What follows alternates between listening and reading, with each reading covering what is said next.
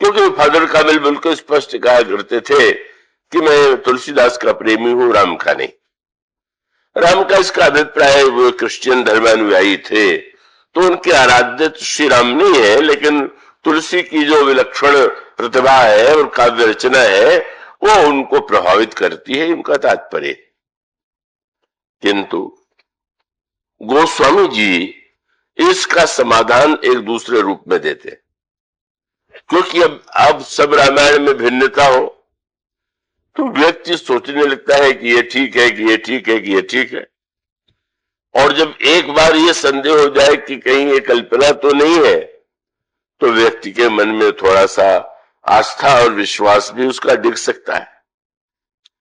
किंतु गोस्वामी जी ने उसको इतने दार्शनिक रूप में और उसको समझे बिना कोई व्यक्ति तुलसी को समझ नहीं सकता। तुलसी महान हो सकते हैं पर उनकी महानता राम के कारण है, राम की महानता उनके कारण नहीं। अगर यह कहा जाए तो वो शायद तुलसीदास जी की जो स्तुति है वो बिल्कुल सही नहीं। और ठीक इसी प्रकार से जब मेरी स्तुति करके ये कह दिया जाता है कि तुलसीदास ने भी नहीं सोचा जो इतना आपने सोचा है, तो मैं समझ लेता हूं कि शायद ये व्यक्ति तुलसीदास को सही नहीं समझता है। वस्तुतः सच्ची है और वो बड़े महत्व का सूत्र यूं, जैसे आप देखें एक संग्रहालय होता है, म्यूजियम होता है और एक मंदिर है, और जो संग्रहालय है उनमें भी मूर्तियां होती हैं इतिहास में विभिन्न कालों में, और जो जो मूर्तियां बनी हैं वो मूर्तियां और अनेक मूर्तियां इलाहाबाद में भी संभवतः होगा, नहीं है तो लखनऊ और देश के अनेक नगरों में है। तो उसमें मूर्ति को जब कोई व्यक्ति देखने जाता है तो वो स्वाभाविक रूप से यह पता लगाता है कि इस मूर्ति की रचना किस काल में हुई, किस राजा के समय में हुई, किस कलाकार ने की, और उसके आधार पर वो कलात्मकता का काल, कला की विशेषता और उसका शोध प्रस्तुत करता है। तो संग्रहालय में मूर्ति के प्रति हमारी एक दृष्टि होती है, पर जब आप मंदिर में जाते हैं तो मंदिर में भी मूर्ति ही होती है। अगर संग्रहालय में पत्थर की मूर्ति है तो वहां पर भी पत्थर की मूर्ति हो सकती है, होती ही है। संगमरमर है वो भी पत्थर है, उसकी मूर्ति हो सकती है, पर दोनों में बड़ी दृष्टि की भिन्नता, और भिन्नता बड़े महत्व की है। आप मंदिर में जाते हैं और संग्रहालय में जाते हो तो एक अंतर तो यही होता है कि संग्रहालय में आप जूता पहने चले जाते तो चलिए जूता चोरी वोरी का भी डर नहीं रहता है। कथा में लोगों को बड़ा डर रहा था। अभी एक सज्जन ने मुझसे कहा बम्बई में कि वह वो एक हाल है, एयर कंडीशन है, तो उसमें कहा कल इस कथा का आनंद बहुत बड़ा ये है कि इसमें आराम से बैठ सकते हैं और जूता चोरी जाने का भय नहीं। पर संजोग एक उन्हीं का जूता उस दिन चोरी चला गया। चला इसलिए गया कि कथा के बाद वो मुझे प्रणाम करने आए, और प्रणाम करके जब लौटे तो जूता गायब था। तो हमने कहा कथा में तो जूता नहीं गया, पर प्रणाम करने का मूल्य तो आपको चुकाना ही पड़ा। तो इसका अभिप्राय ये हुआ कि भाई आप मंदिर में जब जाते हैं तो आपको सुविधा नहीं है और आप रोक दिए जाएंगे, आपको जूता उतारना ही होगा। जूता महत्वपूर्ण है, बहुत महत्वपूर्ण है, पैरों की रक्षा करता है, कांटों से बचाता है। शायद बहुत महंगा जूता हो, लेकिन बहुत महंगा जूता है तो क्या आप उसको पहने हुए मंदिर में चले जाएंगे क्या? उसका अर्थ क्या है? क्योंकि आप जब मंदिर में जाते हैं तो काल और कला की खोज में नहीं जाते। आप जिसको देखने जाते हैं, आप कहते हैं मैं भगवान का दर्शन करने जा रहा हूं। आप पत्थर की मूर्ति को देखने नहीं जाते, भले ही वो बहिरंग दृष्टि से पत्थर की मूर्ति है, आप भगवान का दर्शन करने जाते हैं। और इसलिए आप जूता उतार के जाइए, और जूता उतार करके जाने के बाद बुद्धि को थोड़ी देर उतार दीजिए, अलग कर दीजिए। बुद्धि का इसका अर्थ है कि आप जब इन आंखों और बुद्धि को लेकर के ही जाएंगे तो आपको तो वहां भी मूर्ति दिखाई पड़ेगी, पर जब आप बुद्धि के स्थान पर आस्था और विश्वास और उसके साथ साथ जो जड़ में महानतम चेतन तत्व है आप उसका साक्षात्कार करेंगे तो आप वहां पर भगवान को पाएंगे और वहां पर आपको लगेगा कि वस्तुतः ये जो चेतन तत्व है तो वो साक्षात भगवान विराजमान है। और इसलिए एक क्रम है कि जो व्यक्ति कहता है कि भगवान की मूर्ति है वो पहली कक्षा का विद्यार्थी, और जो मंदिर में जाकर के कहता है कि ये भगवान है वो सही दर्शक। मूर्ति है तब तक तो आप कहीं न कहीं उसमें जड़ता देख रहे, पर जब आप कहते हैं भगवान है तो आप मानो उस सत्य को समझ गए जो मूर्ति पूजा के लिए परम आवश्यक। तो मानो वहां जब आप जाते हैं तो आप अखंड को देखते हैं, काल और कला के स्थान पर कालातीत का मूर्तियों में आप देखते हैं। का अलग अलग मंदिरों में जाइए सब अलग अलग प्रकार की मूर्ति। कितनी बढ़िया बात गोस्वामी जी ने लिखी कि आप जब मंदिरों में दर्शन करने जाए, सारे देश में जाए और श्री राम का ही दर्शन करें तो प्रत्येक मंदिर में श्री राम की मूर्ति अलग अलग है, वस्त्र भी अलग अलग है, देखने में भी भिन्नता है। लेकिन अगर आपको ये संदेह होने लगे कि इसमें असली भगवान की मूर्ति कौन है तब तो आप बड़े संकट में पड़ जाएंगे। आप जहां जाते हैं वहां श्री राम है ऐसा मान करके प्रणाम करते हैं और उसके मूल में भावना यह है कि भगवान जो है कोई वो सीमित उनकी आकृति नहीं, कोई उनका एक विशेष रूप नहीं है। जब ये कहते हैं कि रामानंत अनंत गुण अमित कथा विस्तार, राम के रूप अनंत है, तो इसका अभिप्राय है कि उस पूर्ण के पूर्ण रूप को उतार पाना किसी कलाकार के लिए संभव नहीं है। इसलिए प्रत्येक कलाकार अपनी क्षमता के अनुकूल जो है उसकी मूर्ति या उसका चित्र बनाता है। जब यह भावना आपके हृदय में हो और जब आप दर्शन करते हैं तो आप पूजा करते हैं, माला पे का या पुष्प ले जाते हैं, भोग लगाते हैं, ये सारा व्यवहार आप म्यूजियम में नहीं करते, संग्रहालय में नहीं करते, और वहां से जब आप लौटते हैं तो एक हृदय में उल्लास, आनंद और पवित्रता की भावना लेकर के लौटते हैं। और इसलिए तुलसी के जो श्री राम है वो कोई संग्रहालय की वस्तु नहीं है। तो उन्हें समझने के लिए श्री राम को ये मान करके नहीं, आप गोस्वामी जी श्री राम को देखने की हमें एक दृष्टि देते हैं, हमें देखना चाहिए। पर वो जब भी कहते हैं, किसी ने उनसे कहा कि चलिए बड़ा अच्छा हुआ पहले रामायण संस्कृत में थी, आपने भाषा में बना दिया तो लोग अब सरलता से समझ लेंगे।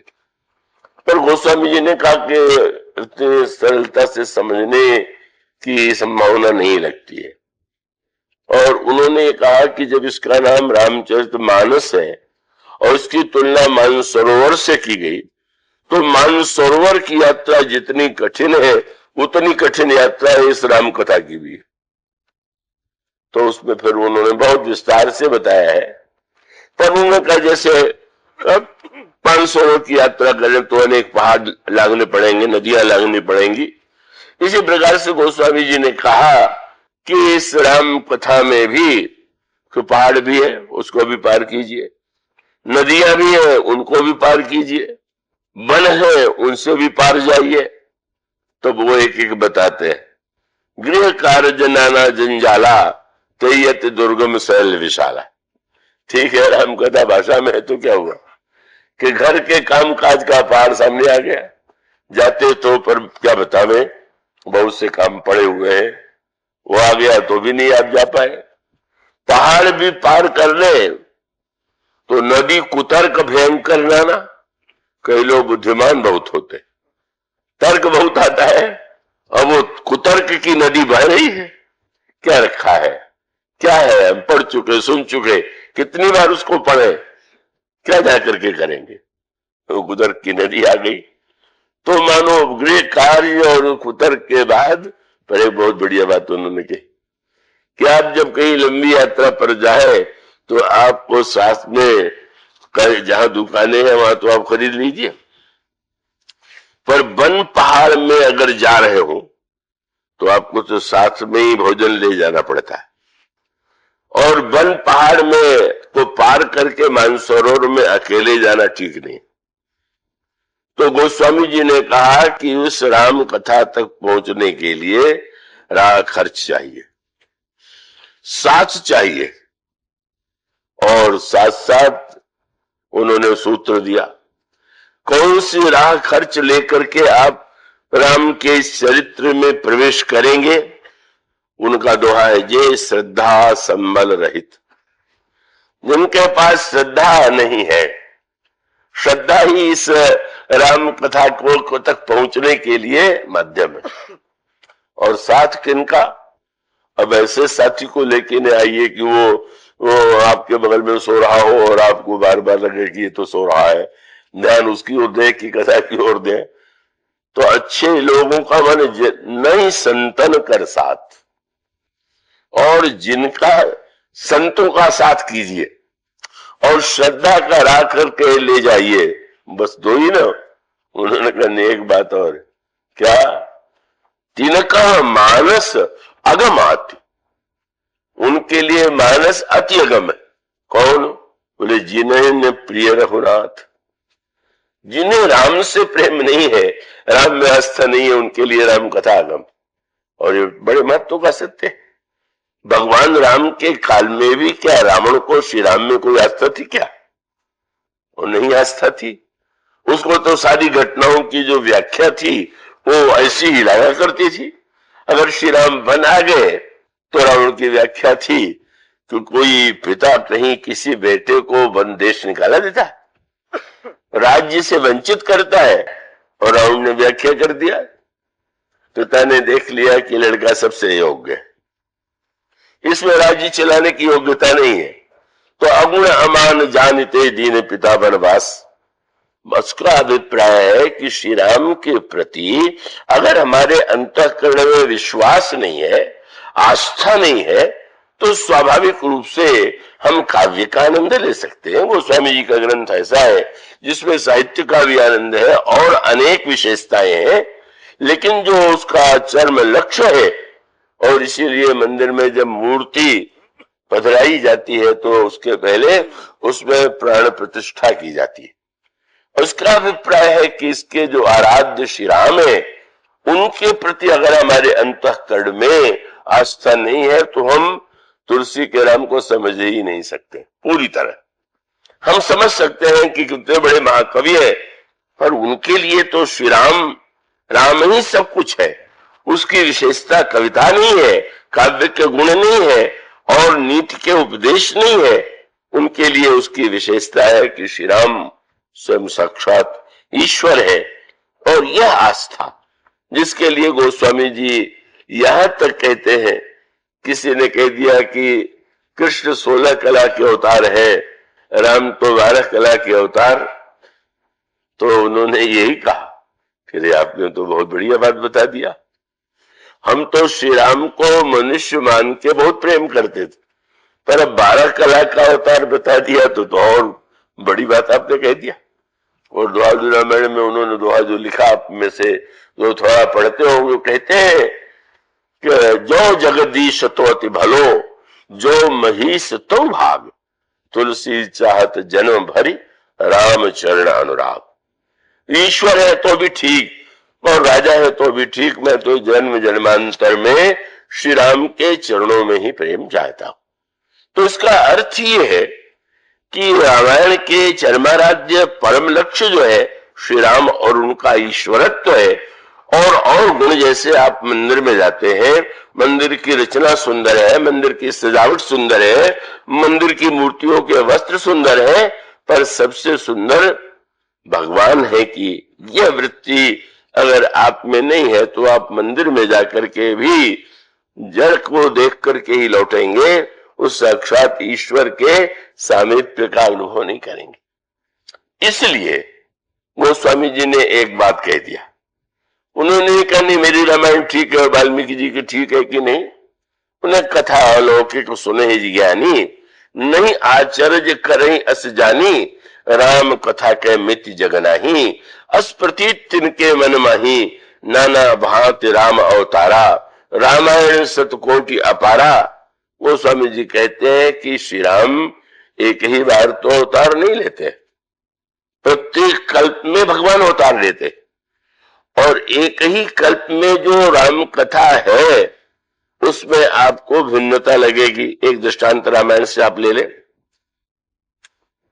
भगवान श्री राम जब लौटते हैं लंका विजय के पश्चात अयोध्या में, तो अयोध्या के नागरिक स्वागत के लिए उमड़ रहे हैं, बड़ी भीड़ है। अब स्वाभाविक है कि कुछ तो श्री राम के पास है और कुछ श्री राम से बहुत दूर है। उस समय गोस्वामी जी ने एक बड़ी अद्भुत पंक्ति, वो बड़ी दार्शनिक, बड़ी भावनात्मक है, आप मैं आशा करूंगा कि आप उसको बहुत एकाग्रता से सुनेंगे। गोस्वामी जी ने लिखा कि प्रेमा तुर सब लोग निहारी, कौतुक कीन कृपालु, पर एक बड़ा अनोखा नाम उन्होंने प्रभु का चुना। क्या बोले? कौतुक कीन कृपालु खरारी। खरारी प्रभु ने एक अनोखा कौतुक किया। लगता है कि इस नाम की क्या आवश्यकता है, भगवान राम के इतने अनेक मधुर नाम है, पर जब वे कहते हैं एक कौतुक कृपालु खरारी ने किया, तो गोस्वामी जी को थोड़ा भीतर बैठ के समझना चाहिए। ये खरारी शब्द गोस्वामी जी को इतना अधिक प्रिय है और ऐसे प्रसंगों में इस नाम का प्रयोग करते हैं कि साधारण साहित्य का जो ज्ञाता होगा या साधारण कवि होगा उसे लगेगा कि ये तो कवि जो है उचित शब्द का प्रयोग जहां जैसा करना चाहिए वैसा नहीं कर रहा है। तो इसलिए हर वस्तु का, अब जैसे वृक्ष है तो उसको वृक्ष शब्द के द्वारा भी आप कहेंगे और तरु के द्वारा भी कहेंगे, तो साधारण व्यक्ति के लिए तरु शब्द और वृक्ष शब्द पर्यायवाची, पर शब्द के उच्चारण और अर्थ के दृष्टि से विचार कीजिए तो वृक्ष में कर्कशता और तरु में कोमलता, तो जहां पर कोमलता है वहां तरु होना चाहिए, जहां कठोरता है वहां विटप या वृक्ष होना चाहिए। इस तरह से साहित्य में शब्दों का बड़ा महत्व है। अब एक खरारी शब्द तो ऐसे प्रसंग में भी वे लिखते हैं कि आश्चर्य हो जाता है। तब भगवान श्री राम कौशल्या के सामने प्रकट है। कौन प्रकट है? वह प्रकट कृपाला, दीन दयाला, कौशल्या हितकारी। ठीक है, कृपालु है, दीन दयाल है, कौशल्या हितकारी है, हर्षित महतारी, मुनिमन हारी, अद्भुत रूप विचारी। कौन है ये? बोले भूषण बनमाला, नयन विशाला। प्रभु के गले में सुंदर आभूषण है और विशाल माला है। भूषण बन माला नयन विशाला, शोभा सिंधु। बोले खरारी, ये खरारी है। भला क्या तुक है? श्री राम का जन्म हो रहा है, जन्म इसके अवसर पर यही नाम क्यों रह गया था? कौतुक की कृपा, भगवान प्रकट कौन हुए? बोले शोभा सिंधु खरारी। ये शब्द गोस्वामी जी को एक ऐसा दार्शनिक शब्द है और उसके पीछे इतना बड़ा संकेत है, वो तुलसीदास जी के राम को समझने के लिए आवश्यक है। इसलिए यहां पर भी खरारी। फिर कौशल्याम्बा एक दिन पूजन करती हैं और पूजन करते हुए चिंता थी कि बालक अगर जगता रहेगा तो पूजा में बाधा देगा, तो जरा इसको सुला दे। बाल्य पर सुला दिया और सुला देने के पश्चात जहां भगवान का मंदिर है वहां जाती है और वो भोग लगाती है। जैसी परंपरा है पर्दा डाल देते हैं, डाल दिया, उसके बाद जब पर्दा हटाती हैं तो देखती क्या है कि वो वही बालक, उनका बालक जो है उसको तो ले रहा है। अरे घबरा गई, यह अनर्थ हो गया, मैंने जिस देवता के लिए अर्पित किया बच्चे ने जूठा कर दिया। पर फिर सोचने लगी कि वो अभी तो अपने पैरों के बल चल भी नहीं पाता, मैं सुला के तो आई हूं, ये कैसे पालने से उतरा होगा, कैसे आ गया होगा। फिर गई जाकर के देखे तो देखा बालता पर सूता, वहां गई तो देखा ये कि बालक सोया हुआ है। फिर आई, फिर यहां आकर के देखती है तो बालक, यहां वहां दुई बालक देखा, सब सोचने लगी कहीं मेरा मस्तिष्क ही तो खराब नहीं हो गया। यहां वहां दुई बालक देखा, मति भ्रम मोर की आन विसेखा। और तब मां जिस समय प्रभु ने देखा कि मां तो व्याकुल हो गई, उस स्वामी जी कहते देख राम जननी अकुलानी प्रभु से दीन मधुर मुस्कानी। तो उसके पश्चात गोस्वामी जी कहते हैं कि भगवान श्री राम ने उस समय दिखरावा माता ही निज अद्भुत रूप अखंड, रोम रोम प्रति लागे कोटि कोटि ब्रह्मांड, अगणित रवि शशि शिव चतुरानन, बहुगिर सरित सिंधु मई कानन। इस तरह से भगवान के विराट रूप को देखा।